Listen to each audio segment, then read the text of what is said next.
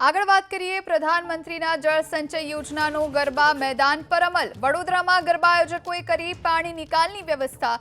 નવલખી મેદાનમાં વરસાદી પાણીના સ્ટોરેજનો પ્લાન્ટ કરાયો ઊભો। નવલખી મેદાનમાં પાણીના નિકાલ માટે બોર બનાવાયા। વરસાદનું પાણી રિવર્સ વેલમાં જમા થઈ ભૂગર્ભમાં ઉતરશે। અડધા કલાકમાં મેદાનનું પાણી ઉતરી જાય તેવી વ્યવસ્થા કરવામાં આવી। આખું જે ગ્રાઉન્ડ બનાવવામાં આવ્યું છે, ખાસ કરીને ગ્રાઉન્ડની અંદર કોઈપણ જગ્યાએ પાણી ના રહી જાય અને ગરબા રમી શકાય એ પ્રકારનું આયોજન કર્યું છે। અને 24 જેટલા રિચાર્જ બોરવેલ કરવામાં આવ્યા છે અને એક આખી પાણીની કેનાલ કરી છે, જ્યાં એક જગ્યાએ પાણી કેનાલમાં ભેગું થાય અને 24 જે બોરવેલ કર્યા છે એના વાટે પાણી જમીનમાં ઉતરી જાય।